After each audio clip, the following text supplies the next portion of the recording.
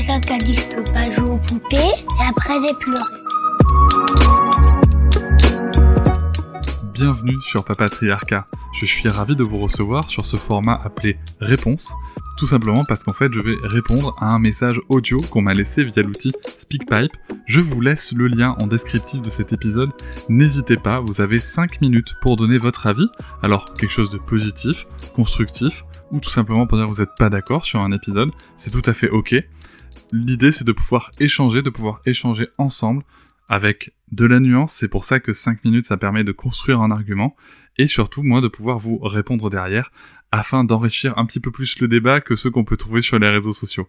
Je remercie d'avance toutes les personnes qui ont participé à enrichir la réflexion sur nos sujets et nous allons pouvoir tout de suite commencer cet épisode. Aujourd'hui, je réponds à Céline qui a écouté les épisodes avec Héloïse Junier notamment et qui va nous en parler et qui va aussi nous donner quelques astuces à elle. Merci beaucoup Céline pour cet échange et pour le partage de ton vécu de parent. On t'écoute tout de suite.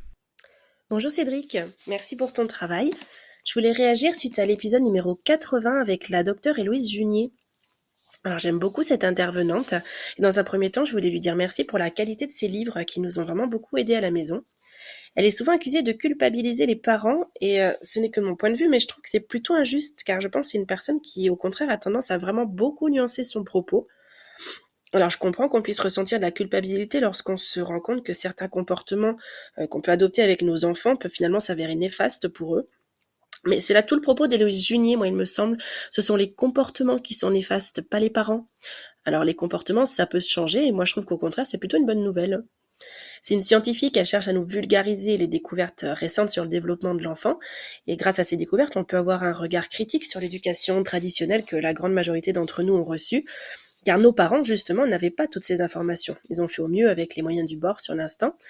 Donc à nous d'essayer de faire mieux avec nos moyens, car je pense que c'est vraiment ça le cœur de son message, faire au mieux avec notre passif, notre énergie mentale, physique, sur le moment, etc. Et non pas de faire parfaitement.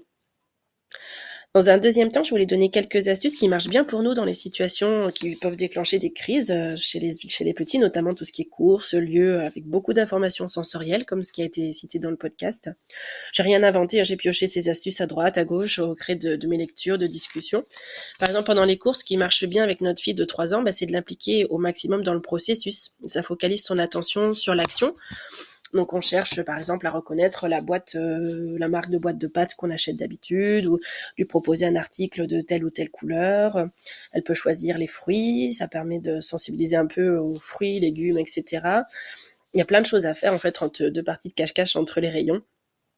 Quand c'est fini, on pose les articles sur le tapis roulant, on peut payer avec la carte. Bref, vous avez compris le principe.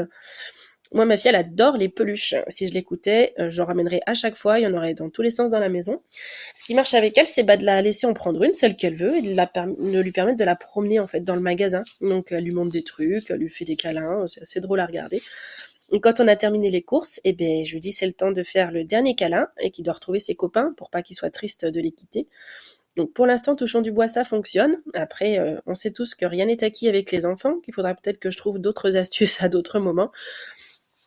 Et j'ai trouvé ça parce qu'on a un zoo près de chez nous et on a du coup le pass annuel, on y va très souvent.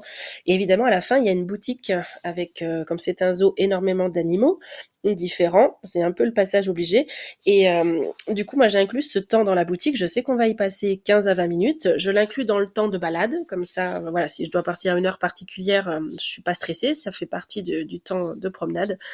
Donc, c'est le temps de faire les câlins à tous les animaux, etc. Comme elle les retrouve d'une visite à l'autre, elle connaît les petites peluches qu'elle aime bien, etc. Donc c'est assez drôle. Et puis après, on les laisse tous ensemble pour qu'ils restent en famille. Donc c'est sympa. Nous, ça nous aide bien, en tout cas, à éviter les crises. Même si de temps en temps, elle dit « Oh, je crois que ce petit lémurien aimerait bien rentrer avec moi à la maison. » Elle tente, mais voilà, ça n'empêche pas, si on veut, d'acheter quelque chose de temps en temps. Mais en tout cas, ça limite les crises en cas de demande vraiment intense, d'une envie très intense.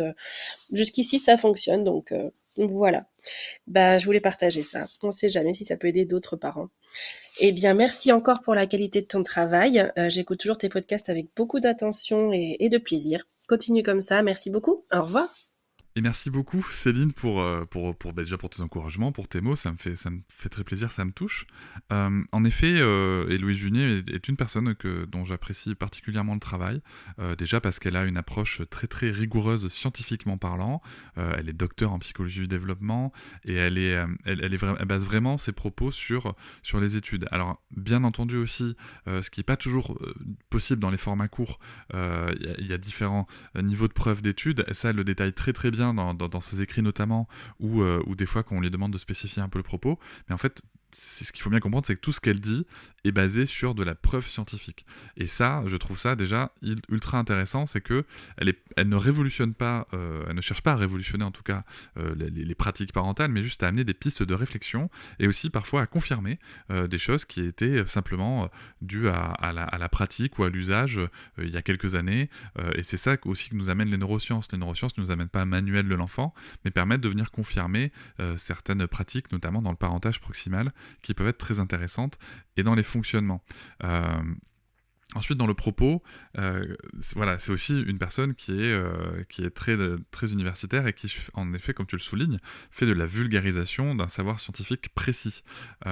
Et ça, en effet, ça peut amener, on a eu le cas avec la réponse d'Audrey que je comprends totalement, où des fois, quand on utilise par exemple trop souvent des il faut, des faire ceci, ça va amener cela, des réponses un petit peu péremptoires comme ça peut en effet amener à un sentiment de culpabilité. Alors dans tous les cas, on en amène souvent, hein, ça j'entends. Il y a des choses auxquelles on peut pas contrôler non plus la vie des gens, le passé des gens, et ce qui va amener plus ou moins de culpabilité, mais c'est vrai que on peut quand même travailler au maximum notre communication. C'est pour ça que vos retours sont précieux. C'est pour ça que c'est important d'essayer de comprendre. C'est pour ça que j'ai extrêmement bordé l'épisode aussi avec Anis Ducanda sur les écrans en introduction, parce que je savais que là c'était vraiment un sujet extrêmement sensible.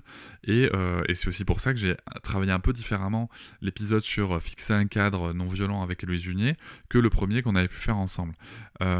Parce qu'en effet, il y a des terminologies, il y a des tournures de phrases qui vont être quand même plus communément plus culpabilisantes, ou en tout cas perçues comme culpabilisantes par le grand public. Et je pense que là, c'est à la responsabilité du créateur et de la créatrice de contenu de travailler le propos, de travailler l'introduction du propos. Voilà, moi je suis pas là pour demander à mon invité, alors il n'y a pas que Héloïse Junier, mais quand on fait comme ça, quand on prend quelqu'un qui est spécialiste de son domaine, notamment dans les domaines scientifiques, les gens parlent avec leurs mots. Donc c'est là où c'est tout le travail dans l'interview, de poser des questions pour amener de la nuance, pour amener des cas pratiques. Voilà, et ça c'est la responsabilité du créateur ou de la créatrice de contenu. Et je te remercie ensuite de donner ton astuce et ton exemple personnel sur la situation. Ce que j'entends, c'est que dans ta pratique, il y a aussi pas mal d'anticipation, et ça c'est vrai que c'est une vraie clé, l'anticipation, je pense, dans la parentalité, mais dans tout, hein, dans tout. Moi c'est quelque chose que j'ai appris en entreprise, hein, quand on fait des feuilles de route en entreprise pour voir venir et connaître ses priorités et ce sur quoi on va passer du temps ou pas sur plusieurs années, bah, ça aide en fait, ça aide aussi à faire des choix quand ils se présentent à nous. Ça aide aussi à faire face aux difficultés. L'anticipation, c'est top.